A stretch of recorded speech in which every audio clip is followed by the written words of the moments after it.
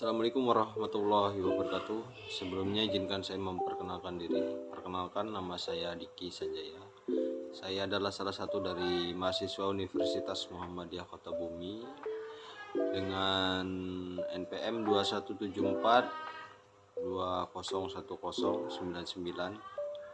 Prodi Hukum dan Ilmu Sosial semester 5. Adapun maksud dan tujuan saya di sini dalam pembuatan atau terbuatnya video ini adalah untuk pemenuhan tugas yang diberikan oleh dosen pengampu di mata kuliah perbandingan hukum pidana yang bernama Bapak Ibrahim Fikma Idrisi SHMA.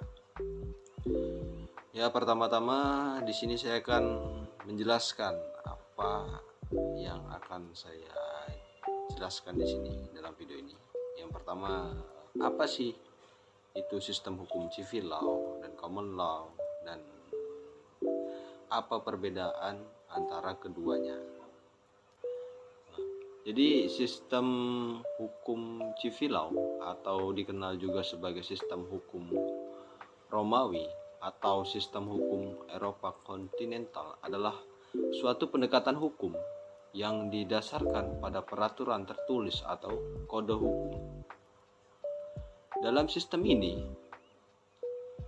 hukum umumnya diatur oleh serangkaian undang-undang dan peraturan yang telah ditetapkan oleh badan legislatif dan otoritas hukum. Pengadilan dalam sistem ini cenderung memainkan peran interpretatif terhadap undang-undang yang telah ada, dan presiden hukum tidak memiliki peran sebesar dalam pembentukan hukum dibandingkan dengan sistem common law. Dan adapun untuk negara-negara yang menganut sistem civil law ini adalah contohnya untuk negara yang menganut civil law ini yang termasuk yang pertama Prancis, Jerman, Indonesia khususnya yang sudah jelas menganut sistem hukum civil law, dan sejumlah negara Eropa kontinental. Itu untuk civil law, penjelasan untuk civil law.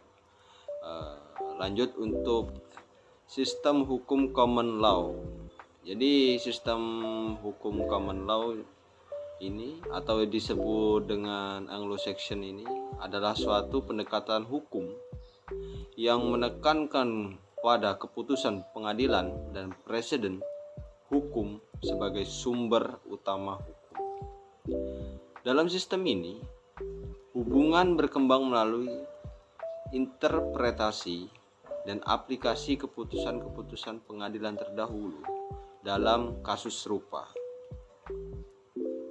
Meskipun terdapat undang-undang tertulis, peran pengadilan dalam pembentukan dan pengembangan hukum sangat besar.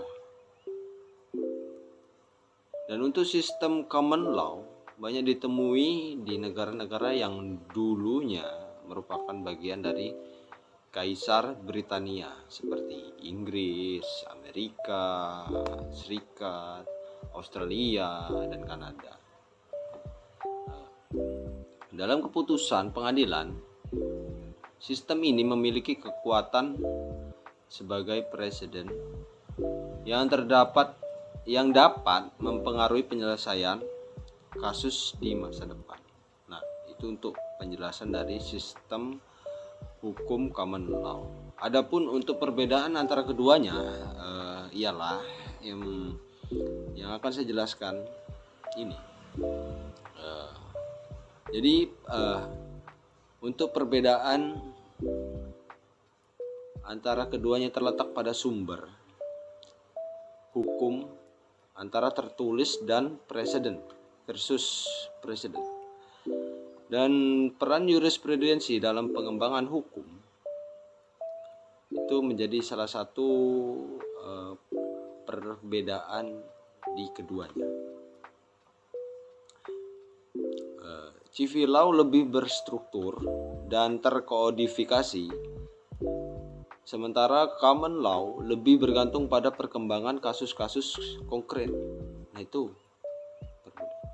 antara struktur yang sudah ada dengan kasus-kasus yang konkret.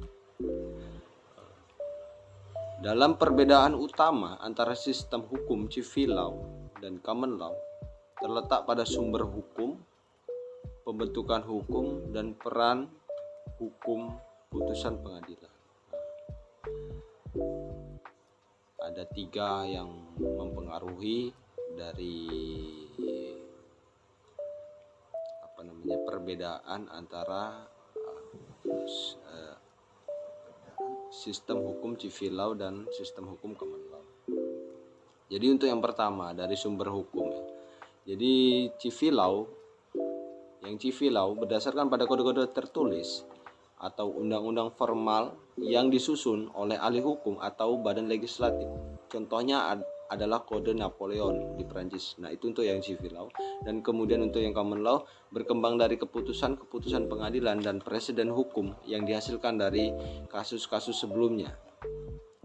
Hukum tertulis juga ada, tetapi tidak sekomprehensif pada tingkat kode. Contohnya adalah hukum di Inggris. Nah, itu untuk yang common law. Kemudian dalam pembentukan hukum, perbedaannya adalah yang civil law hukum berkembang melalui legislatif dan pengkodean interpretasi hukum lebih bergantung pada teks undang-undang. Ini bergantung pada teks undang-undang yang civil law. Kemudian untuk yang common law di sini hukum berkembang melalui keputusan pengadilan dan presiden hukum.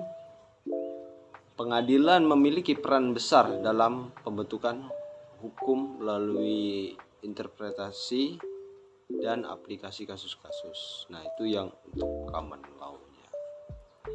Kemudian berikutnya, dalam peranan hukum keputusan pengadilan, civil law, keputusan pengadilan dianggap sebagai bukti atau interpretasi hukum yang diberikan oleh ahli hukum, bukan sebagai sumber utama hukum. Nah, itu untuk yang civil law. Sedangkan untuk yang common law, keputusan pengadilan dan presiden memiliki otoritas dan menjadi sumber hukum yang signifikan untuk kasus serupa di masa depan. Nah, itu untuk yang common law. Saya rasa itu saja yang dapat saya sampaikan, kurang dan lebihnya materi yang saya bawakan atau saya sampaikan. Dan apabila ada tutur bahasa yang kurang berkenan atau tidak sopan, saya mohon maaf dan saya mohon ampun. Dan kepada Bapak dosen pengampu di mata kuliah perbandingan hukum pidana, saya mohon dikoreksi lagi apabila terdapat kesalahan dalam penyampaian saya. Sekian dari saya. Wassalamualaikum warahmatullahi wabarakatuh.